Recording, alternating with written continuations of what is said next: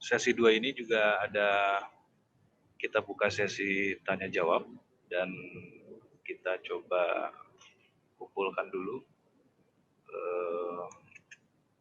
beberapa pertanyaan yang sudah masuk dari Google Form.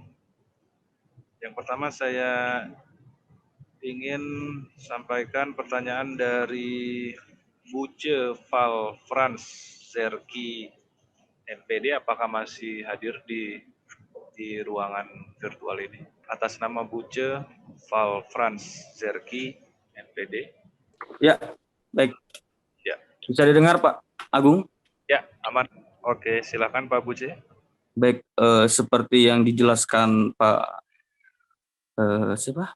materi terakhir tadi kan, sebenarnya itu sangat rumit sekali ya, tahapan praproduksi, produksi, dan pasca produksi dan sebagainya. Sudah sampai di situ saja penjelasannya banyak dan sebenarnya sifatnya teknis sekali. Lalu pertanyaan sampai saat ini pun pandemi ini kan hampir berlangsung, sudah hampir genap 1 semester ya. Dan banyak adaptasi yang dilakukan seperti seminar, lalu pelatihan. Nah, itu kan dari berbagai sifat yang eksternal. Ini seperti hampir sama dengan sesi yang sebelumnya tadi, seberapa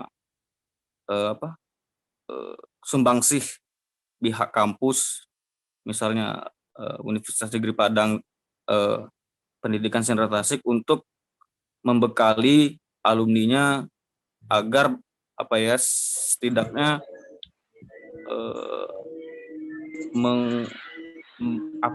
membekali alumni itu untuk menghadapi pandemi ini yang mungkin atau semester depan masih berlangsung, atau setelah uji coba ternyata masih pandeminya tidak bisa ditanggulangi seperti itu. Lalu tindakan apa yang kampus akan memberikan kepada alumni-alumni seperti itu. Itu saja Pak Buce? Iya Pak. Untuk pembicara kita yang mana, ke seluruhnya atau? Boleh, tapi kalau lebih silakan. Oke, baik. Ya. Berarti Pak Buce menanyakan bagaimana sumbangsih dan kesiapan pihak universitas sebagai pencetak sarjana pendidikan Sendra Tasik untuk bisa membekali alumninya menghadapi tantangan masa yang akan datang ya terkait teknologi ini. Pesannya. Iya, betul. Silakan Bapak Ibu, apakah dari Ibu Yol dulu, nanti bergantian ya. Terima kasih. Terima kasih Pak Agung. Ya, Buce, makasih pertanyaannya. Nah, pertanyaannya sangat menarik sekali. Jadi bagaimana upaya kita sebagai dosen Sendra Tasik itu membekali alumni di tengah pandemi ini. Salah satunya ini upaya kita nih, dalam pelaksanaan seminar nasional ini kita mengundang ya alumni-alumni dengan adanya pencerahan daripada pakar-pakar kita, pakar teknologi yang seperti dari Bu Ayu, Bu Yudi, Remusi, dan Tari, itu satu upaya kita agar betul-betul ini bisa dimanfaatkan ke depannya. Nah, kalau dari Ibu barangkali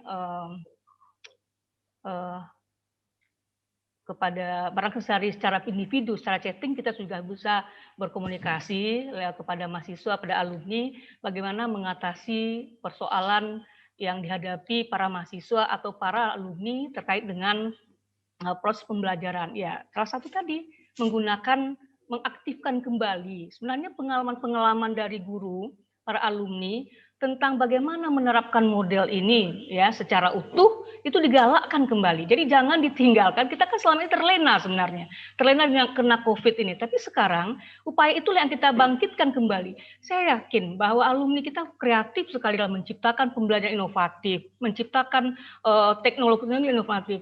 Seperti bagaimana mengajarkan musik dengan menggunakan teknologi, itu ada. Ibu melihat ketika mahasiswa melaksanakan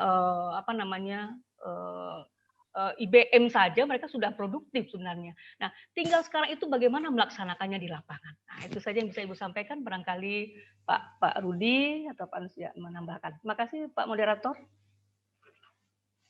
Baik Ibu. Selanjutnya saya berikan ke Pak Hengki untuk meneruskan atau melengkapi mungkin dari Baik, terima kasih Pak Agung.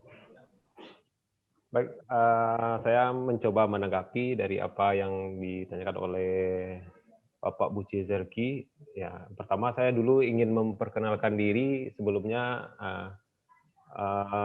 di sini saya mungkin dari para Bapak Ibu peserta yang hadir pada Zoom meeting ini mungkin lebih banyak dari alumni seperti itu. Saya mau memperkenalkan diri juga. Di sini sebenarnya kami ada beberapa orang dosen muda yang sekarang ini mengabdi di jurusan Sendra Tasik, Fakultas Bahasa dan Seni UNP. Nah, tentu melihat kondisi yang berlangsung saat ini, kita ada prihatin ya, banyak keprihatinan.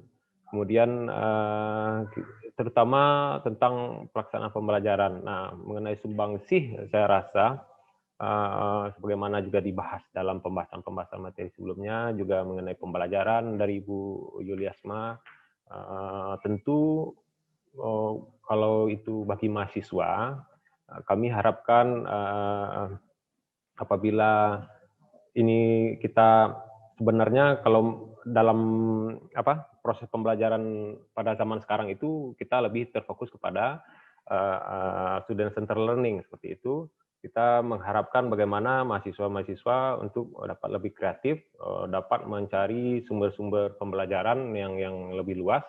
Nah, khususnya dengan adanya media-media yang banyak sekali yang membanjir seperti itu, baik itu secara digital, yang digital itu baik dapat diakses melalui komputer maupun dengan HP maupun dengan Android misalnya.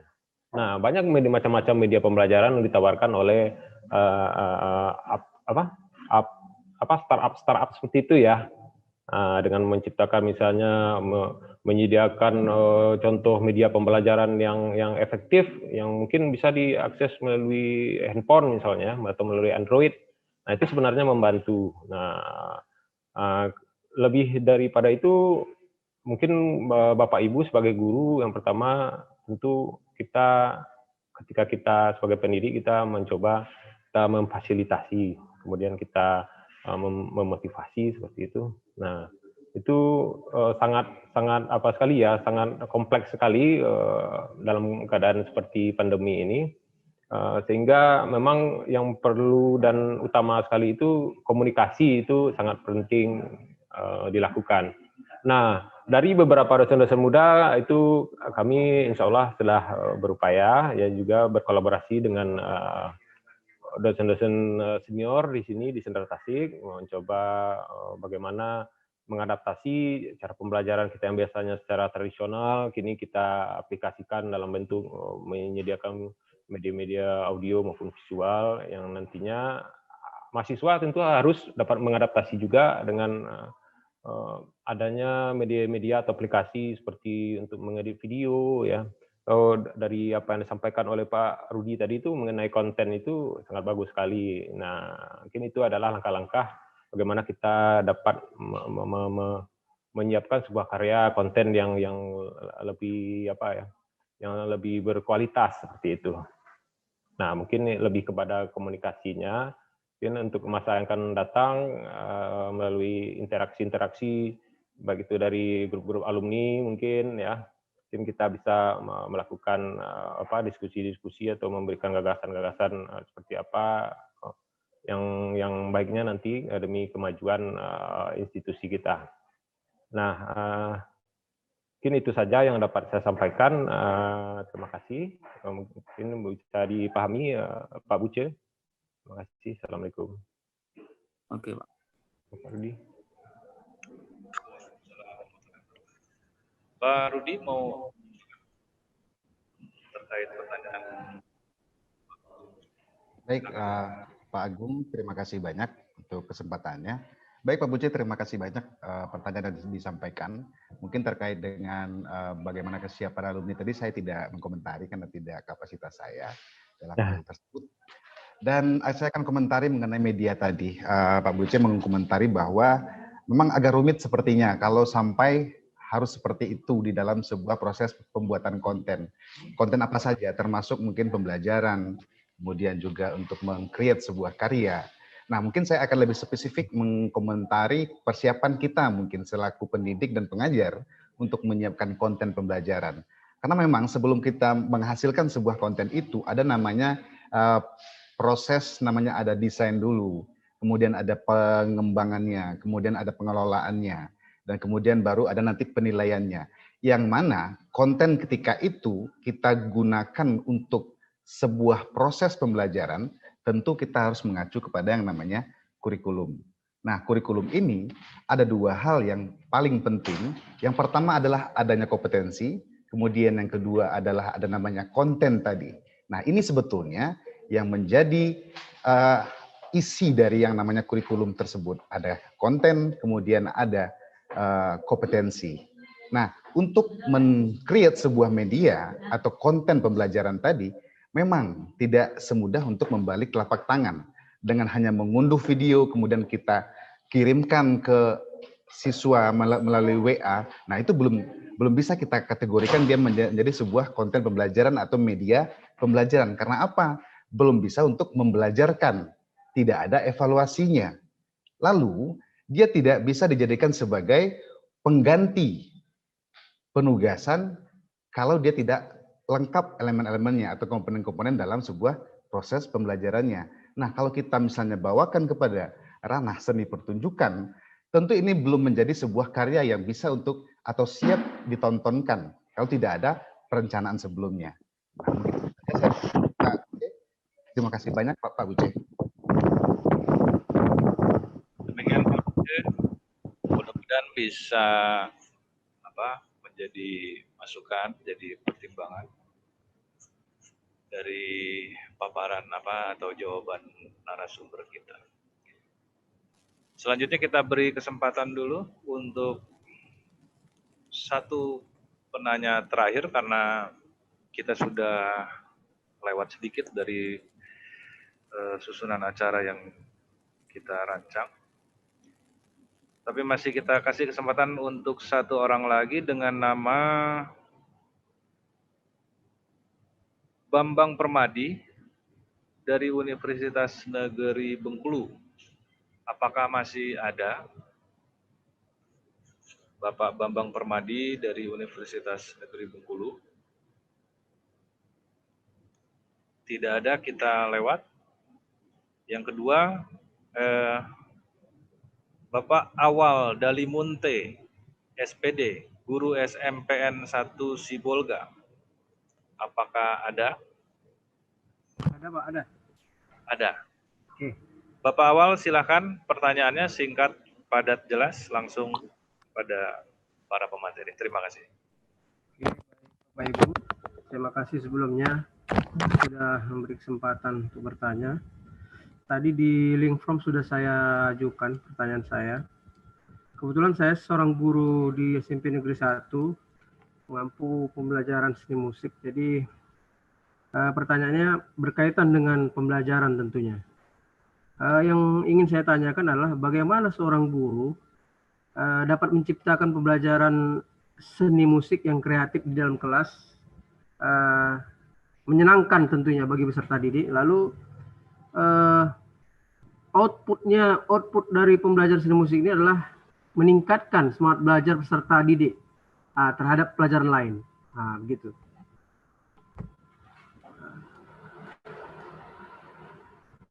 Mungkin itu saja Pak pertanyaan dari saya. Baik Bapak. Terima kasih Bapak Awal Dalimunte. Bisa langsung ditanggapi mungkin untuk Bu Yol dulu ya.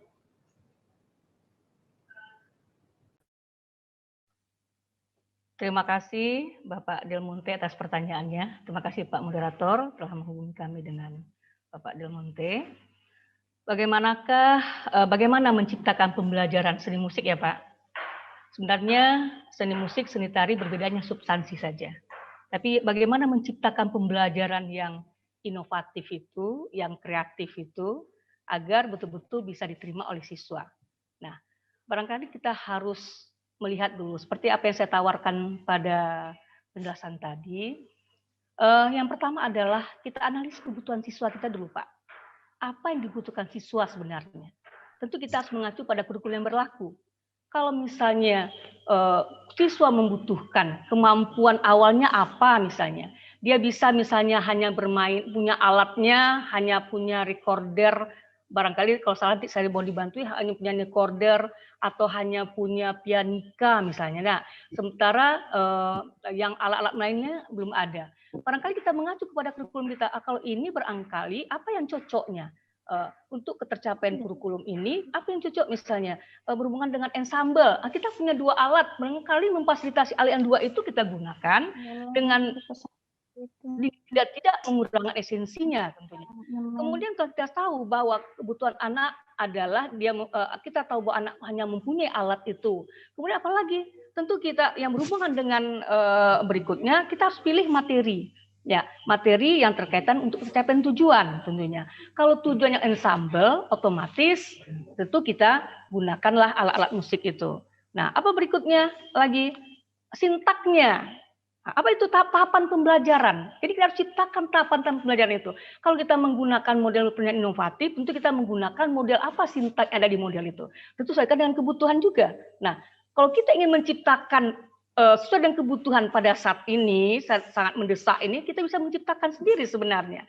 Kita tahu keadaan siswa kita, bagaimana kebutuhannya. Nah, kita ciptakan sintaknya berdasarkan pengalaman kita tentunya.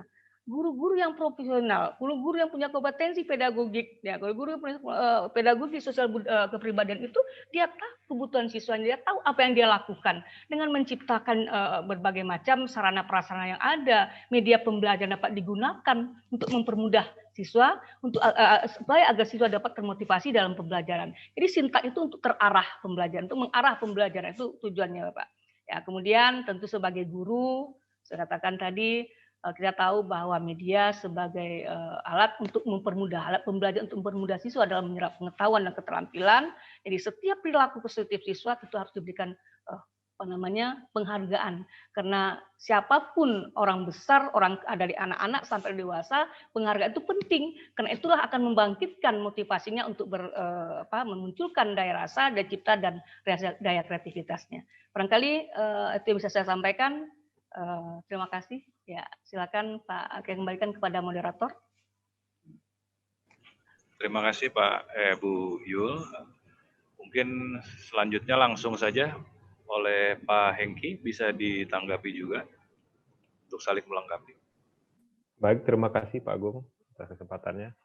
Mungkin tidak jauh berbeda dengan apa yang disampaikan Ibu Yol mengenai pertanyaan dari Bapak awal, itu bagaimana kita menciptakan suasana pembelajaran yang menyenangkan, kemudian bagaimana kita dapat mengaitkannya dengan pembelajaran lainnya. Nah, seperti itu. Saya bisa menangkap bahwasanya apa yang juga ditawarkan oleh Bu Yol tadi itu, saya sependapat itu tentu mengenai kiat-kiat, kemudian tekniknya, kemudian juga mungkin kita bisa melakukan inovasi-inovasi apa, mungkin kalau di dalam suatu sekolah mungkin ya, ataupun institusi, mungkin kita bisa menawarkan kurikulum-kurikulum baru seperti itu, kurikulum yang berbasis teknologi misalnya, bagaimana yang disampaikan Pak Rudi sebagai seorang magister teknologi pendidikan itu sangat memiliki kompetensi di bidang teknologi yang contohnya pada konten itu. Nah, saya harap nantinya mungkin bisa berkolaborasi dengan beliau untuk jangka yang lebih panjang, karena kami saling berkomunikasi dan banyak sekali masukan-masukan mengenai teknologi pendidikan ini. Mungkin di sekolah pun, di tingkat SMK itu saya rasa dalam masa pandemi ini pun kita sangat membutuhkan hal ini. Itu juga di institusi atau lembaga pendidikan tinggi seperti di Universitas Negeri Padang tentunya. Nah, kita sama-sama berdoa, mudah-mudahan ada gagasan-gagasan yang dapat memecahkan masalah-masalah bagaimana kita dapat mengadaptasi kondisi ini dengan adanya perkembangan media-media ataupun teknologi. Akhirnya kita secara upaya setidaknya meminimalisir bagaimana tujuan dari pembelajaran pun dapat tercapai seperti itu. Mungkin itu saja Bapak awal yang dapat saya sampaikan. Terima kasih Pak Moderator, saya kembalikan. Terima kasih Pak Hengki. Masih ada satu lagi Pak Awal. bisa berbagi dengan pertanyaan Bapak. Kita silakan Pak. Ya, baik. Baik, terima kasih Pak Agung. Mungkin singkat saja untuk sekedar menambahkan dari Ibu Yol dan Pak Egi tadi. Sangat baik mungkin niat dari Pak Awal untuk bagaimana cara untuk meningkatkan kreativitas agar anak ini termotivasi belajar dan mau diajak untuk belajar. Yang pasti Pak, sebelum kita menuntut anak-anak untuk kreatif, tentu kita dulu yang harus kreatif ya Pak. Nah, itu sudah menjadi ukuran awal dulu. Dan kemudian kita sudah mampu untuk memetakan Pak. Apa yang kita petakan adalah pertama, ada namanya mengukur sesuai apa yang mau diukur. Kalau kita mau mengukur kognitif, jangan berikan tindakan atau treatment yang sifatnya untuk mengukur sifatnya afektif, nah, seperti itu. Artinya disesuaikan dengan apa yang akan kita ukur. Kalau dari sisi evaluasinya. Nah, kemudian yang ketiga adalah menyesuaikan dengan gaya belajar anak. Yang pasti, kalau kita misalnya Bapak mengajar musik, tentu lebih cenderung menghadirkan media-media yang sifatnya audiovisual, seperti itu. Nah, untuk audiovisual ini tentu juga ada banyak kategori-kategorinya yang bisa disesuaikan untuk agar dapat menstimulasi anak tersebut.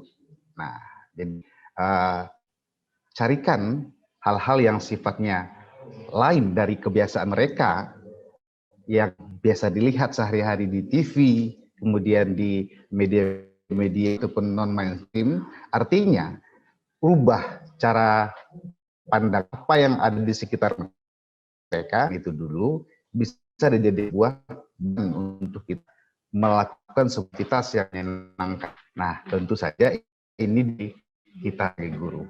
Itu saja Pak, mungkin dari saya sebagai saran. Terima kasih. Assalamualaikum. Waalaikumsalam warahmatullahi wabarakatuh. Demikian awal mudah-mudahan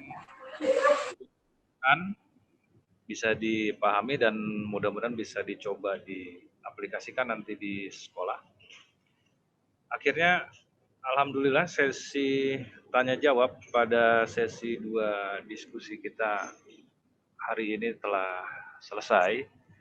Maka dari sekian rentetan 2 seksi paparan para narasumber, paling tidak kita bisa mengambil benang merahnya bahwa literasi teknologi di tengah pandemi itu merupakan kemampuan kita untuk beradaptasi atau berusaha untuk tetap relevan dalam menghadapi pandemi ini dan memanfaatkan akses atau teknologi yang tersedia dan belakangan ini sangat pesat berubah.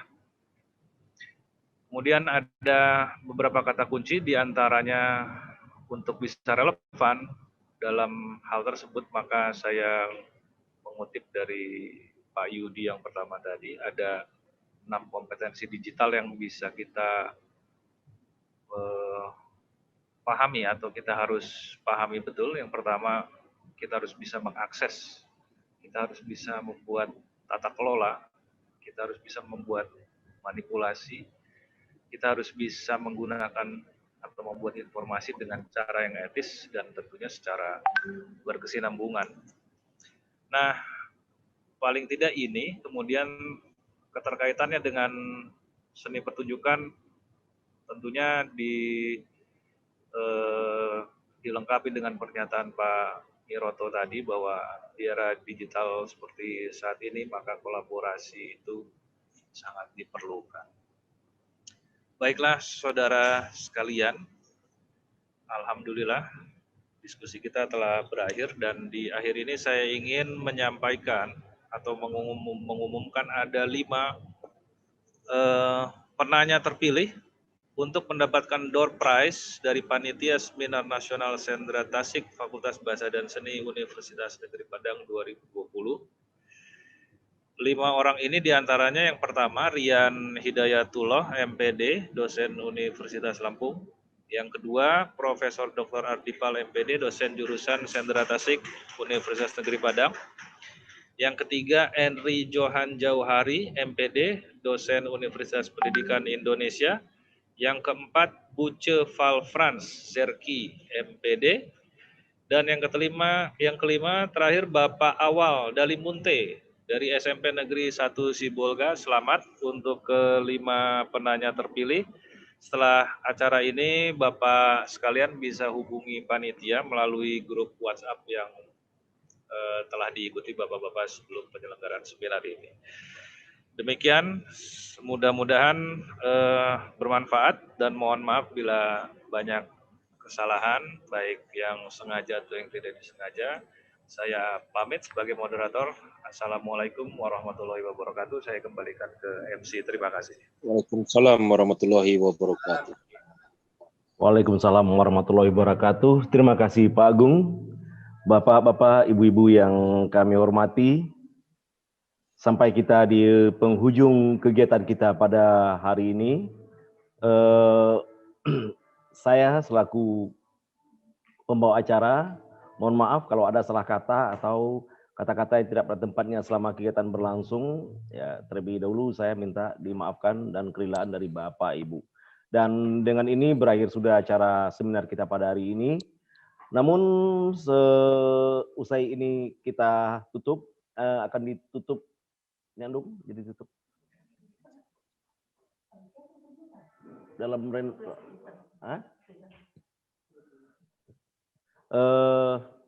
bukan ketua panitia di Rendon. Oke. Jadi kita akhiri seminar ini. Saya selaku pembawa acara mohon maaf. Dan akan ditutup kegiatan seminar ini oleh Ketua Pelaksana, Ibu Dr. Yuliasma MPD. Dan setelah acara ditutup, Bapak Ibu sekalian masih bisa bergabung dan menikmati sajian-sajian dan lagu-lagu dari tim kesenian Sentra Tasik. Kepada Ibu Yuliasma, disilahkan. Bismillahirrahmanirrahim. Assalamualaikum warahmatullahi wabarakatuh. Alhamdulillah kita nantinya panjatkan puji dan syukur Allah Subhanahu wa taala karena pada saat ini kita telah melaksanakan dengan lancar sesuai dengan apa yang kita rencanakan. Semoga apa yang telah kita sajikan ini ada manfaatnya terhadap perkembangan seni pertunjukan ke depan. Kami sebagai panitia mengucapkan terima kasih yang tak terhingga kepada Bapak Rektor UNP beserta jajarannya, kepada Bapak Dekan, Bapak WD1, WD2, WD3 di lingkungan Fakultas Bahasa dan Seni Universitas Negeri Padang. Terima kasih yang tak terhingga juga kepada Bapak Ketua Jurusan Pendidikan Sentra Tasik, Bapak Sekretaris Jurusan Pendidikan Sentra Tasik, Bapak Kaprodi Pendidikan Musik, Ibu Koprodi Pendidikan Tari. Terima kasih juga tak terhingga kepada Bapak-Bapak dan Ibu dosen Sentra Tasik yang telah berpartisipasi dari awal sampai hari ini. Dan teristimewa, ucapan terima kasih yang tak terhingga kepada panitia pelaksana Seminar Nasional 2020 di Sentra Tasik ini. Saya didampingi oleh orang-orang hebat dalam pelaksanaan ini. Terima kasih atas usaha yang optimal sehingga bisa terlaksananya pekerjaan kita pada hari ini. Terima kasih Bapak dan Ibu semuanya, para peserta Seminar Nasional atas partisipasinya. Apa-apa yang telah Bapak Ibu berikan hari ini, mudah-mudahan mendapat ridha dari Allah. Dan tak lupa juga terima kasih kami yang tak terhingga kepada narasumber, Bapak Yudi dari UPI Bandung, Bapak Miroto dari ISI Yogyakarta, Ibu Ayu sebagai pemakalah.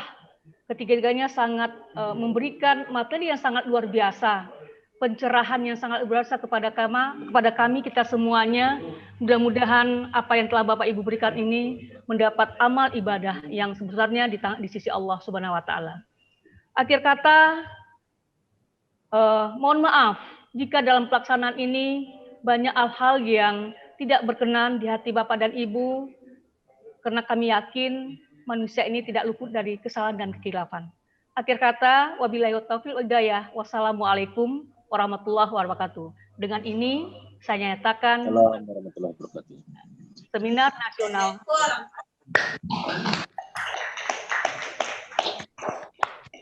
Nah, Bapak Ibu sekalian, bagi yang ingin berehat atau menikmati hiburan sejenak, santai, bergabung dan sama-sama kita nikmati video dari Kekinian Sentra Tasik.